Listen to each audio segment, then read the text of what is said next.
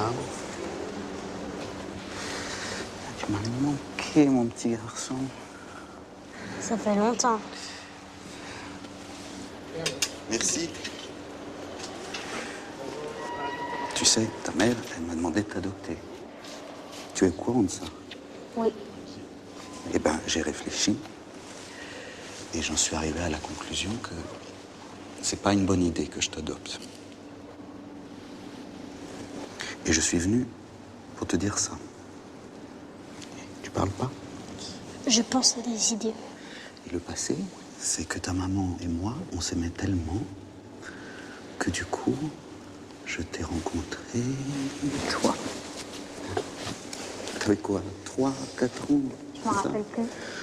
Comme c'était du vrai amour et que t'étais tout petit. C'est normal que du coup, je t'adorais et qu'on s'entende bien. Et comme je te l'avais dit une fois, une chose dont je suis très fier dans ma vie, c'est de te connaître. C'est vrai? Oui, c'est vrai. Ainsi, nous sommes devenus, toi et moi, une presque famille.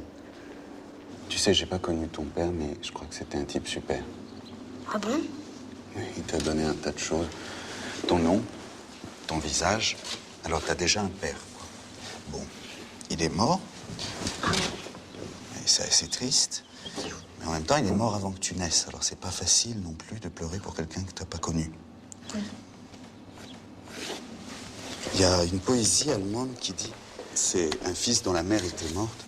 Deiner Mutter Seele peitscht die Haie vor dir her. Ça veut dire, l'âme de ta mère fouette les requins devant toi. Ouais.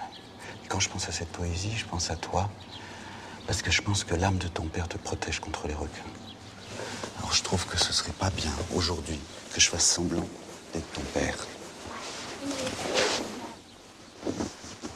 Ta mère me disait comme ça que toi et moi, on devrait être amis. Un adulte et un enfant, c'est pas bien qu'ils soient amis. Je sais pas toi, mais moi, quand j'étais enfant, j'aimais pas ces adultes qui venaient me draguer, qui venaient chercher une sorte de complicité. C'est quoi une complicité? Complicité, c'est faire comme copain, c'est partager des secrets. Quand j'étais petit, je volais dans les magasins, pas mal. Quoi? Tu voulais dans un magasin? Oui, on attaquait les filles à l'école. Eh ben, je n'aurais pas aimé attaquer les filles ou voler dans les magasins avec un adulte. Alors même être amis tous les deux, ce serait un autre mensonge. Je veux pas que toi, tu doives décider si tu m'aimes bien ou si tu m'aimes pas. Je m'en fiche, parce que c'est moi l'adulte. Je m'occupais de toi, des fois je t'énervais, ouais, mais des fois tu m'adorais. Hein. Moi, l'adulte, maintenant, je te porte dans mon cœur. Mais même si tu deviens le pire des salopards, même si je te vois pas pendant 1279 ans, moi je suis obligé de penser à toi. Parce que c'est agréable pour moi. Et toi, comme t'es un enfant, t'es pas obligé de penser aux adultes, ni à moi. Sauf si t'en as besoin. Nora, elle se réinstalle une nouvelle vie, comme une nouvelle maison. Alors si on se voit trop, je vais encombrer. Et ta mère m'a dit que tu t'entendais pas trop avec son nouveau fiancé, là, Jean-Jacques. Tu fumeras pas, hein, plus tard. Si je serais comme toi.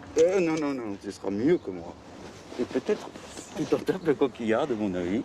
Mais mon avis, c'est quand même qu'il m'a l'air très bien, ce type.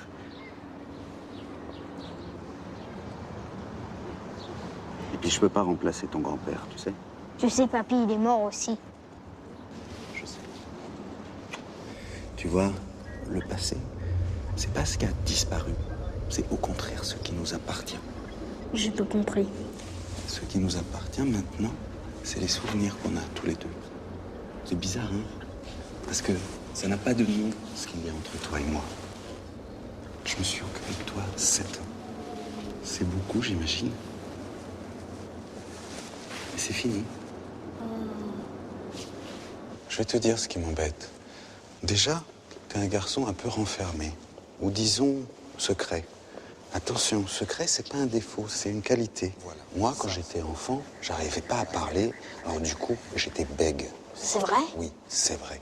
Toi, t'es juste un peu réservé. En échange, la vie t'a donné une âme très riche. Comme ça, quand tu te sens solidaire, tu peux te réfugier dans le jardin de tes pensées et discuter avec ton imagination. Je le sais parce que j'ai lu tes poésies en CE2. Et tu as le cœur d'un poète. Mais j'imagine que ça doit pas être toujours être très agréable pour toi. C'est bien d'avoir un trésor secret, mais il faudrait pas que ce trésor il se transforme en un fardeau. Sinon, moi, je me dis que tu es comme enfermé dans tes pensées et ça me fait de la peine et j'ai envie de te libérer. Et je me demande quelle est la peur ou la colère qui t'oblige à t'enfermer.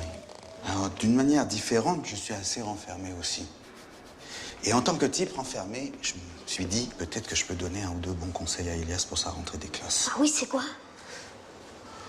Et alors la solitude, c'est un gros problème. Il n'y a pas une seule solution à ce genre de problème. Ben tiens, j'ai pensé à d'autres personnages qui sont des renfermés. Il y a Batman, bien sûr, auquel tu m'as souvent fait penser. Même visage sombre, même sens du secret, même peur qui se transforme en un grand courage. Il y a Peter Pan qui s'amuse avec les enfants perdus. Et il y a le Baron Perché, qui est un livre génial. Lui, le Baron, je l'adore parce qu'il me fait penser à mon arbre à Roubaix, quand j'étais enfant. Tu te souviens de l'arbre? Ah ouais, l'arbre à Roubaix. Je pourrais t'en citer d'autres, des personnages de romans ou de la vraie vie qui sont des renfermés, mais la preuve est déjà faite que toi et moi, on n'est pas les deux seuls à être plutôt méfiants. Et j'aimerais bien enfin que tu ailles revoir ce médecin là avec qui tu t'entendais bien. Parce que c'est pas bon qu'un enfant il parle qu'avec sa maman. Une maman, c'est génial pour s'occuper de toi, pour t'aimer, pour que tu l'aimes et tout. Mais ça peut pas suffire pour grandir. Il faut toujours un adulte en plus pour grandir. Pour pas être enfermé dans l'amour qu'il y a entre les parents et les enfants. Peut-être que c'est ça qui fait peur à Nora, et pas à toi. Nora doit se dire...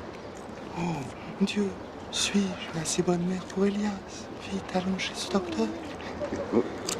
Et toi, tu te dis... Et c'est pas moi qui ai envie d'aller chez le docteur, c'est elle. Ce qui est très malin, parce que comme ça, tu peux séparer ce que ta mère veut de ce que toi, tu veux. Donc, t'as un peu raison, mais n'empêche.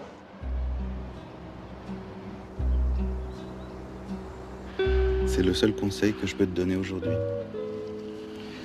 Il faut toujours prévoir que, évidemment, on a raison, mais que c'est toujours possible qu'on ait un peu tort en plus, sans s'en rendre compte. Et avoir un peu tort, c'est une très bonne nouvelle. Ça veut dire qu'on n'a déjà pas toute la solution. Et que la vie va être bien plus étonnante et pleine de surprises que ce que l'on croyait.